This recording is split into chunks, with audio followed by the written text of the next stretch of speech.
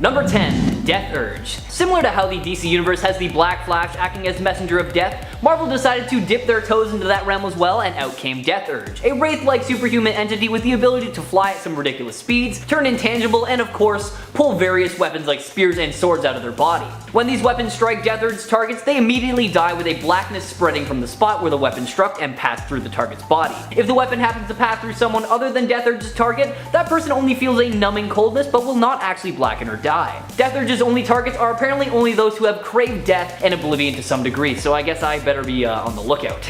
Not a whole lot is known about Death Urge besides the fact that he once served Oblivion and had a very close relationship with Craig Hollis. In Hollis' earlier life, Death Urge acted as both a guardian angel and a bad influence for him, goading him into dangerous situations in an attempt to awaken him to his own immortality. However, this relationship was damaged beyond repair when Hollis' girlfriend killed herself and Death Urge arrived to collect her soul, with Hollis believing that Death Urge had goaded Terry to commit suicide and from then on viewed him as a tormentor. He has been seen up against not only the Avengers but the Fantastic Four as well, and each time he has caused some serious trouble, so it's kinda weird that he hasn't had too many appearances. Number 9. Mole Man. Mole Man originally appeared in Fantastic Four issue number 1, but has become a villain to not just the FF over time, but the Avengers as well. In fact, despite not being one of the strongest villains around, the Avengers even at one point had to team up with the FF to defeat Mole Man, who had kidnapped Sue Storm. Mole Man became a villain because he felt that society had rejected him. He aimed to take revenge on the world for this. Mole Man has taken on more than one Avengers team as well, even having beef with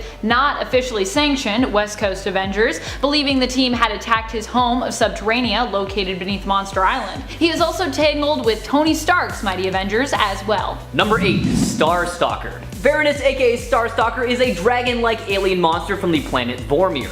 By wrapping himself in a cocoon, he was able to transform himself into a larger, more powerful form known as his ionic combustion form. In this form, Varanus was able to absorb the ions of anything around him, allowing him to drain the energy of enemies such as Thor or even shorting out Iron Man's armor. But that's not all, because he frequently used this power to gorge himself on entire planets, destroying them in the process. After attacking and defeating Krull, this monster caught the attention of the Avengers, and although he was able to hide from them for a short period of time, Mantis was eventually able to find him and the fight ensued. Starstalker was able to dispatch the Avengers pretty easily by taunting them with stories of his origins while refusing to reveal his weakness, before spinning himself into another ionic cocoon to boost his power to destroy the Earth. Eventually, Mantis was able to figure out that his weakness was solar energy, and her and Vision used this weakness to just turn him into stone.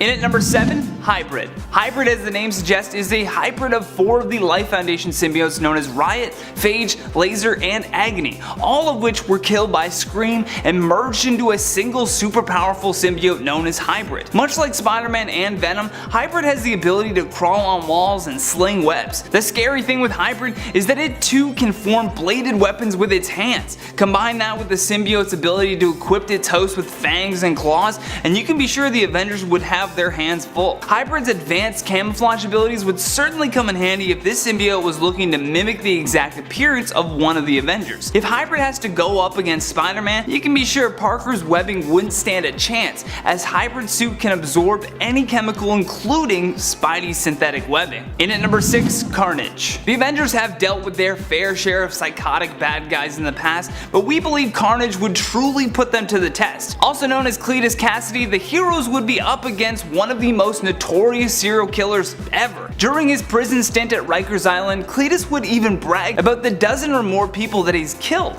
So not only would the Avengers have to navigate a person who is proud to kill innocent people, but a psycho with a symbiote attached to him as well.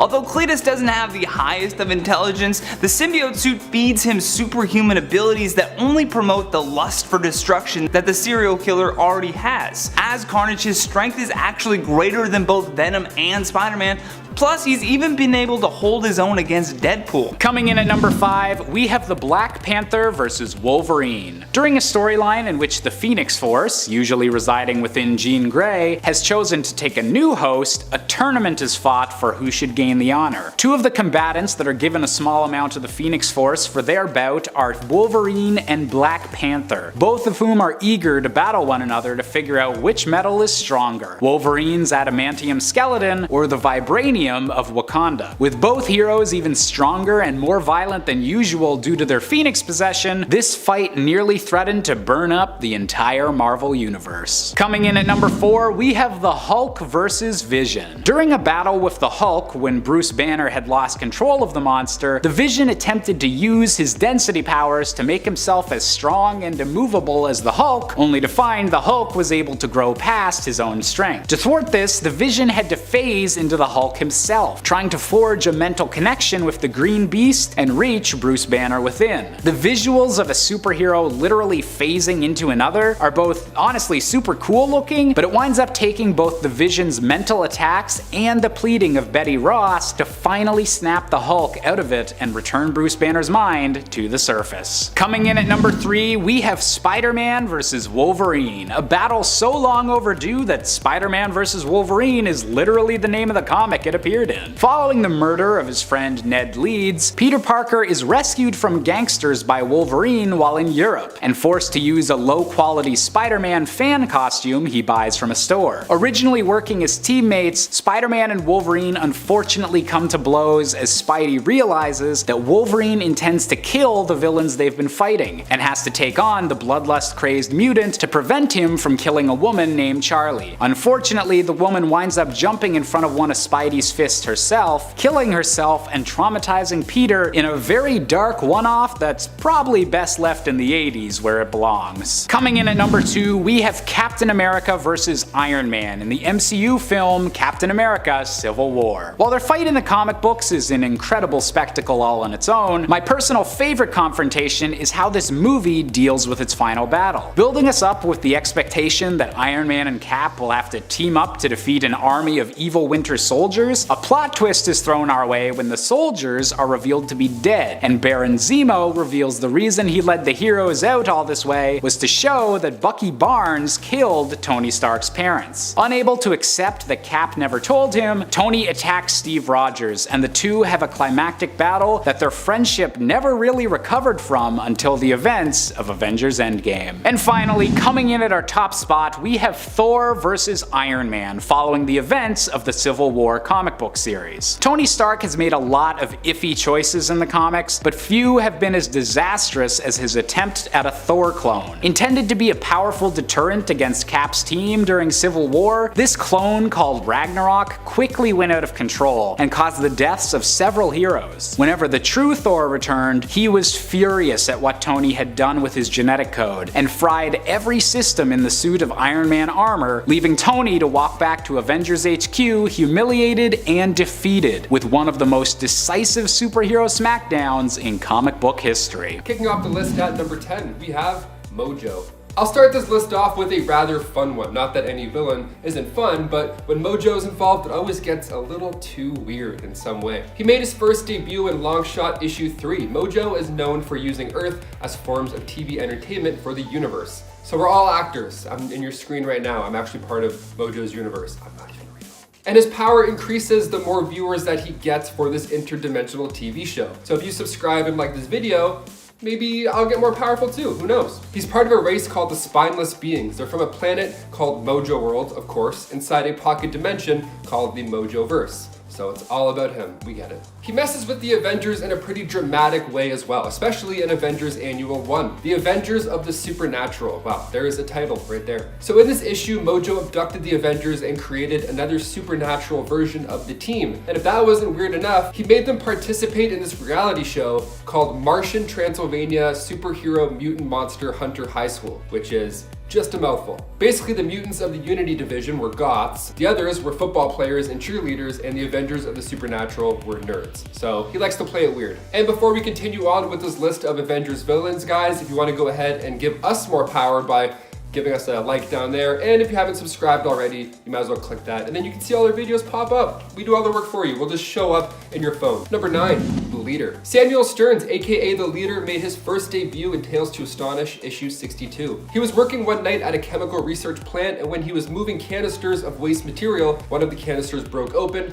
covering him in gamma radiation. God, everybody is so clumsy in comics all the time. Just so many spills. So of course, after the spill, Stearns survived just like Banner did after his gamma accident, but the only difference was it affected him in a much different way. See, he didn't get angrier, he got smarter and smarter. Because now his brain could absorb so much more and more information, it actually got to a point where his physical body started to mutate. So now he has this giant green brain head. His head just keeps getting bigger and bigger. It looks like a gushy balloon, just about to pop any second. Of course he's a villain. Look at his head. I mean, no offense, but come on, I'd be upset too. That's all I'm saying. I'd be pretty upset. He started to refer to himself as the leader, using his intellect to become a criminal mastermind, and he clashed with the other Gamma guy, Banner. In fact, he actually ruined Betty and Bruce's wedding once. He's kind of a jerk. But he's gone after the Avengers as well. When the Red Hulk gave Stearns Red Gamma treatment to enhance him even more, becoming the Red Leader, he became a member of the Thunderbolts. Number 8, the Mandarin. Ah yes, the first time Marvel told us that the popular enhanced individual was actually an actor all along. The Mandarin. He was in Iron Man 3, kind of. I mean, I'm including him on this list because that version wasn't even close to what he's really like. He made his first appearance in Tales of Suspense issue 50. While exploring the inside of a cave in the Valley of the Spirits, he found an alien ship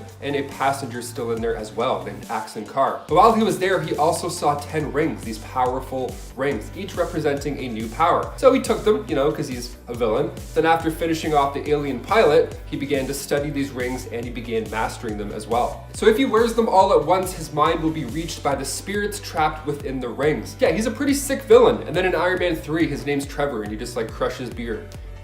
Coming in at number 7, we have Captain America versus Star-Lord. Also taking place in the event Civil War II, this superhero showdown was thankfully a lot less personal for Cap than the original Civil War event, but also featured some heroes that weren't around for the first superhero smackdown. One of the most notable of those heroes was Star-Lord, who wasn't yet a big name during Civil War I, but had seen renewed success following the release of the Guardians of the Galaxy films, and thus was a shoo-in to be featured in the sequel. Coming to Captain Marvel's aid as she stood on the pro-future vision side of the debate, Star-Lord soon found himself in fisticuffs with Captain America himself, complaining about having to fight a guy with a shield. We've all been there, Peter. We've all been there. Coming in at number 6, we have Spider-Man versus Iron Man. While these two characters have a close relationship in the Marvel Cinematic Universe, and even fought on the same side during the MCU Civil War, things are a bit more complicated in the comic books. Originally siding with Iron Man, and even going so far as to reveal his identity to the public to support the Superhero Registration Act, Peter Parker eventually began to regret his actions and turned against his former friend. While Iron Man attempted to stop Spidey with a failsafe protocol built into his Iron Spider suit, Peter revealed that he'd already reprogrammed it, showing that sometimes Tony Stark isn't the cleverest person in the room. In at number 5, Toxin. Looking like something that would cause a string of awful nightmares for any of the Avengers, the Toxin symbiote is a force to be reckoned with. Toxin is so bad that when the symbiote arrived, even Carnage was like, yo, Venom, we gotta destroy this thing. But then Venom was all like, no, can we keep him please? I'll raise him myself and train him to be our friend. Carnage attempted to actually kill the newborn symbiote, but ultimately failed, which led to it attaching itself to a New York City cop named Patty Mulligan. If that super Irish name isn't enough to scare off the Avengers from a fight, you can be certain that its symbiote Toxin will do the trick just fine. Even Venom and Carnage understood how powerful Toxin was, which prompted them to form an alliance. However, Toxin had become far too strong, and in the end, they were defeated. The interesting thing with this symbiote is that it's attached to a police officer. This deception of an inkling of good within Toxin could be enough to fool the Avengers into their own demise. In at number 4, Red Hulk Ghost Rider Venom. Red Hulk Ghost Rider Venom. What a name. What a bunch of names all merged into one. You better believe that even the Incredible Hulk would be looking for an exit strategy if this super-powered symbiote came knocking. The Red Hulk, who was already possessed by the spirit of vengeance at the time, ends up also getting his big red hands on a symbiote as well, making this already overpowered creature even more crazy to face. Now, typically extreme heat is enough to get a symbiote to leave its host, but for whatever reason, it stays bonded with the Ghost Rider Red Hulk. This should definitely be a cause for concern for any member of the Avengers. With the symbiote's main weakness now virtually non-existent, this could spell some serious trouble for our favorite heroes. Plus, him yelling vengeance should be enough to send all those in front of it running for their lives. In at number 3, Grendel. Remember how imposing Carnage was for the Avengers in our previous point? Well, get ready for Grendel. Grendel originates as one of the fleet of dragon-shaped symbiotes controlled by Null, and as such traveled the cosmos with its buddies to devour entire civilizations civilizations. In its original form,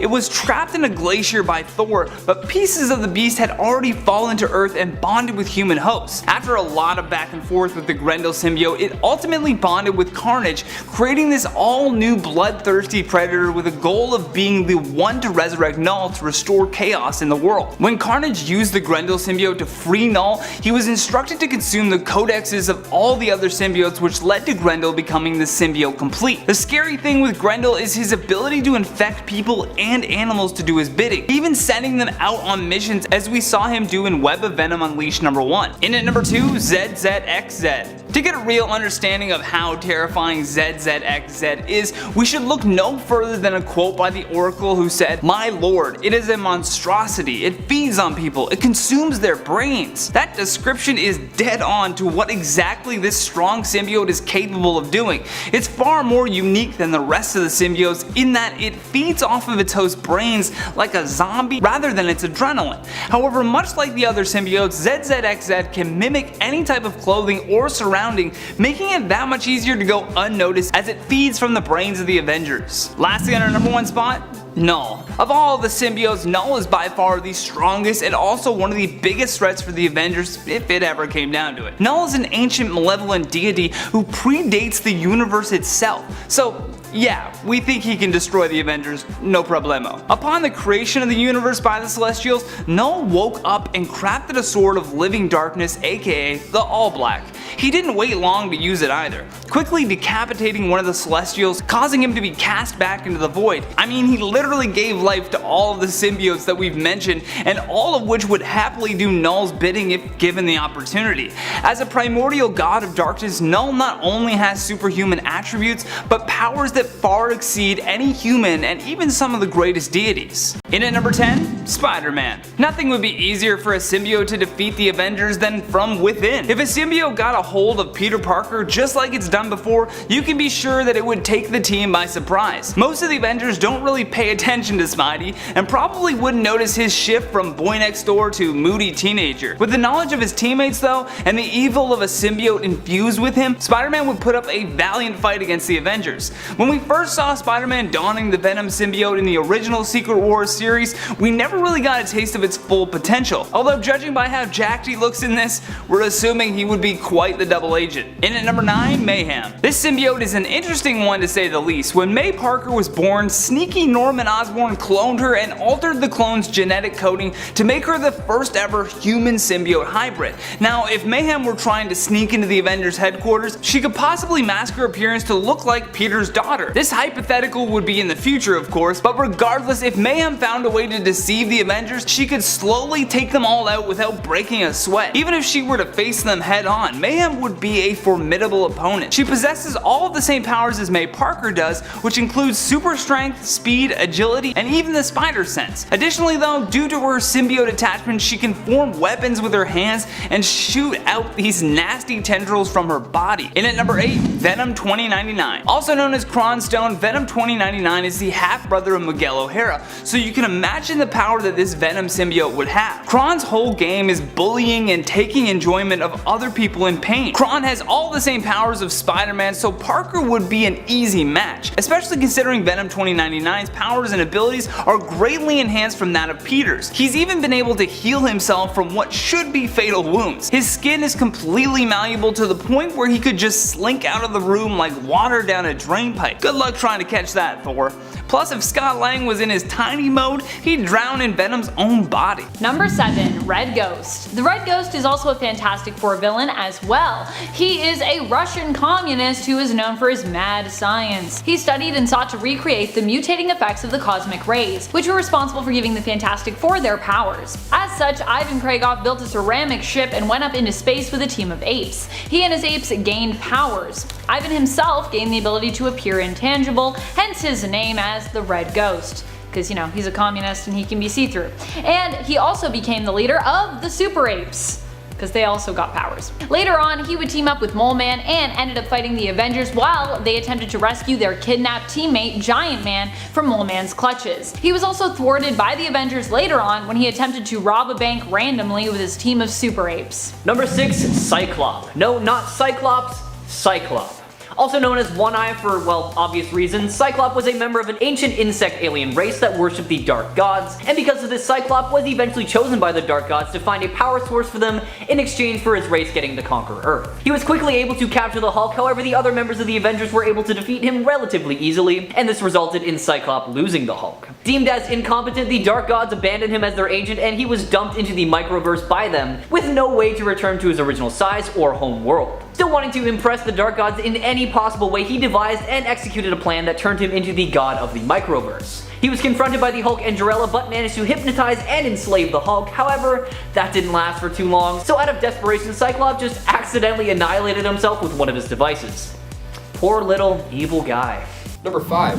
Kang. This guy we can actually look forward to knowing more about soon, as he's confirmed for the next Ant-Man sequel with actor Jonathan Majors set to play him. But just who is Kang the Conqueror? Why is this a big deal for the Avengers? Well, he made his first appearance in Avengers issue 8 back in 1964, and Kang has seen many centuries. His powers allow him to travel through time, and his futuristic suit of armor is built with weapons that can take on beings from any of those timelines. He's super smart and of course travels with armies, with each warrior equipped with the same armor and weaponry, so the fights aren't exactly easy by any means. The time travel stuff also doesn't come without consequence either. See, as Kang travels more and more through time, he creates time-displaced duplicates, and with the cosmic multiversal route that Marvel's going with now in the MCU, and especially with Loki's show, we could probably look forward to some more mind-bending battles. Number 4, Taskmaster. Taskmaster made his first comic book debut in Avengers 195. Anthony Masters is a former S.H.I.E.L.D. agent, of course, who turned into a mercenary and assassin. Although he is one guy, he has this ability where he can copy your every move. So he can replicate your physical skills, he has photographic reflexes, so he can watch Black Widow take down an evil henchman, and bam, he's got it locked into his brain. He knows how to do the same type of combat as well. He's actually the villain of the Black Widow movie, but that has yet to come out due to COVID delays,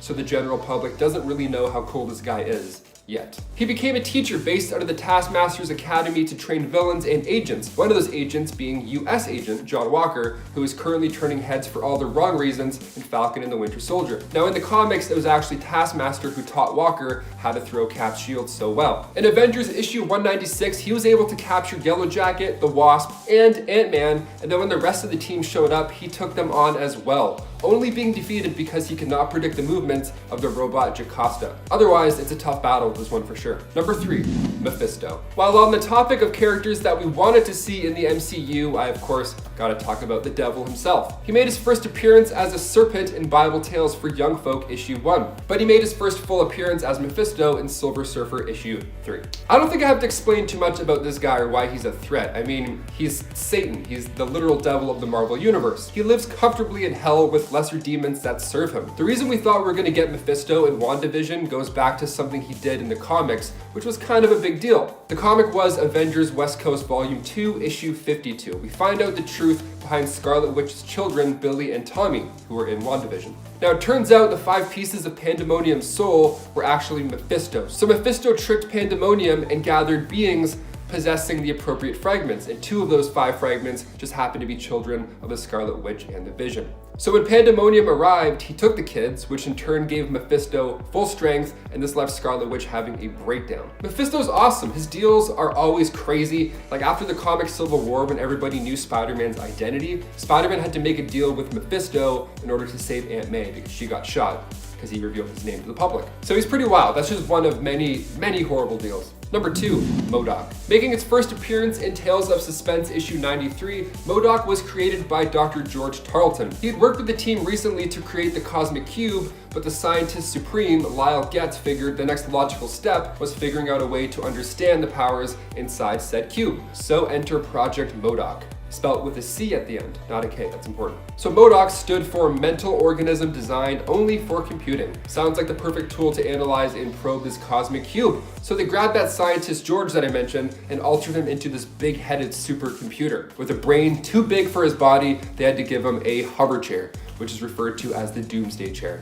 I mean, he's already a villain. You guys are just kind of making this happen for him. The scientists did not prepare that with great power comes great superiority, so it wasn't long before MODOK overtook his masters, changed that last letter from a C to a K, making his new, more suitable name for the list, MODOK, which stood for Mental Organism Designed Only for killing. He's the big bad villain in the new Avengers PS4 game, and he's as crazy as it sounds in that game as well. And finally, number 1, Morgan Le Fay. Now, with the Marvel Cinematic Universe leaning into the witch madness for the conclusion of WandaVision, we might actually get to see Morgan Le Fay on the big screen soon enough. She made her first appearance in Black Knight issue 1 back in 1955, and she's been a recurring villain to the Avengers in the comics for a while now. And when the Dark Avengers were formed by Norman Osborn, Morgan was their first enemy to face off against. She's a powerful spellcaster, one of those spells being reality warping by using these Norn stones. So she packs a punch. Elizabeth Hurley actually plays Morgan Le Fay in the show Runaways, and she's great when it comes to these witchy, devilish roles. I mean, she literally played the devil in the movie Bedazzled as well, which is pretty funny. She was made for the role, it seems.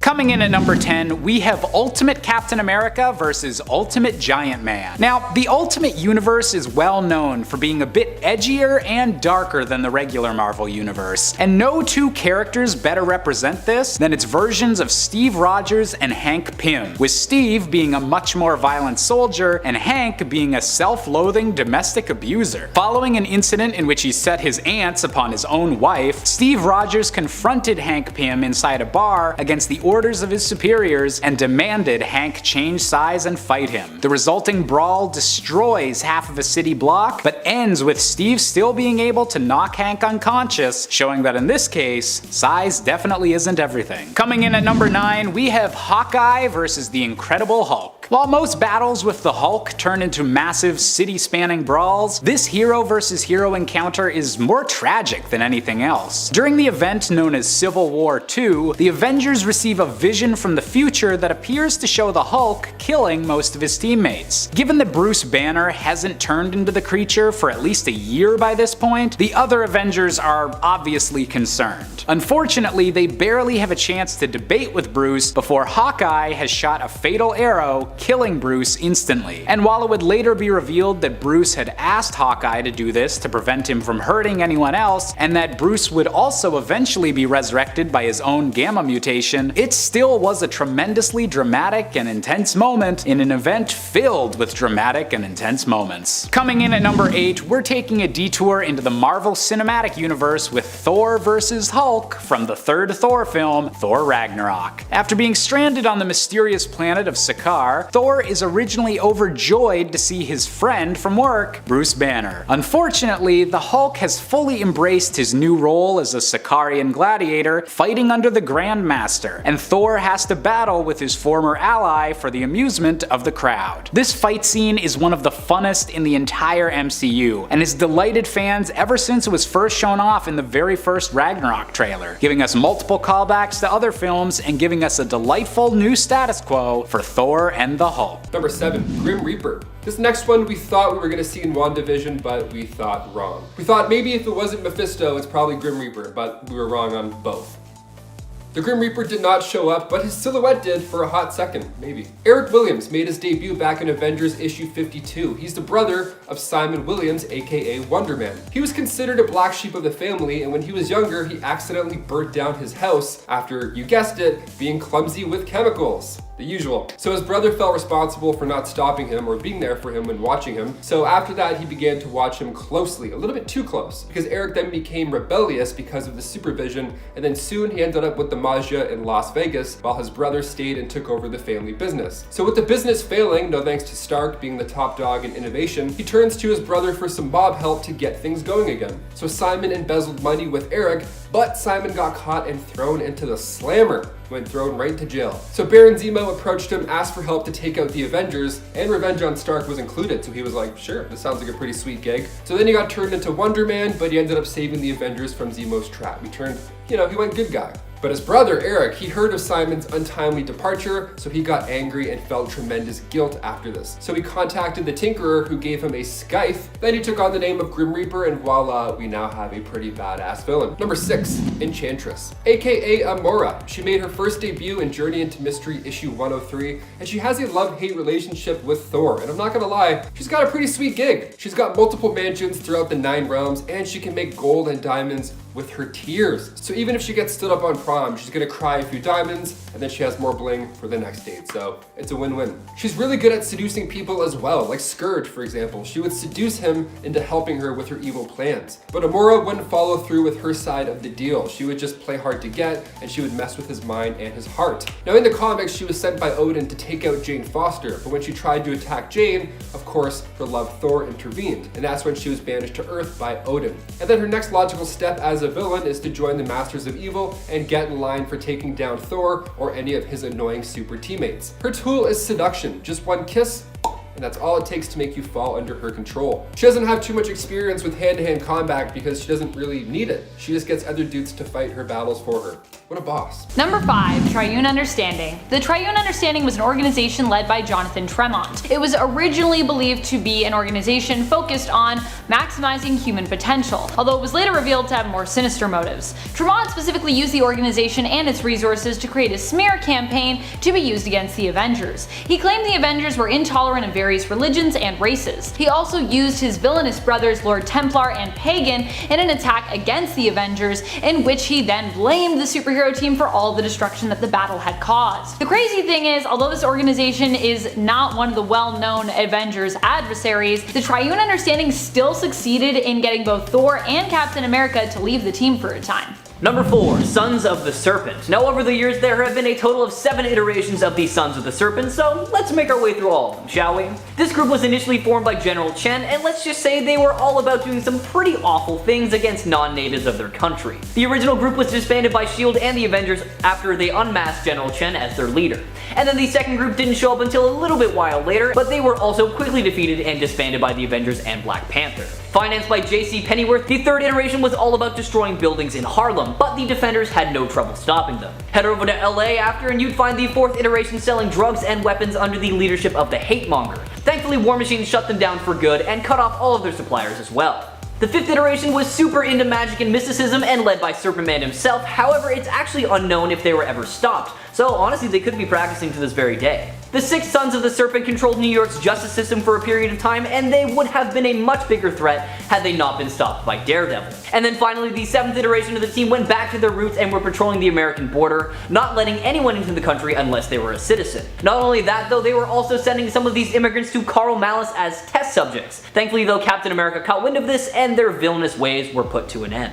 Number 3. Chaos King. It's kind of unfortunate what happened to the Chaos King. He actually seemed like a pretty neat villain in theory. The event that he is primarily known for is the Chaos War. Unfortunately, Chaos War took place right before the Epic Fear itself in terms of Marvel chronological print history, and it kind of became overshadowed by it. Ultimately, it also felt a lot less planned out. The Chaos King, also known as Amatsu Mikoboshi, is a cosmic entity and basically Japanese god who met his end during the events of Chaos War, where he was defeated. During Chaos War, the Chaos King used his powers to reverse the effects of life and death, meaning the dead heroes came back to life, while those who had been alive were now deceased instead.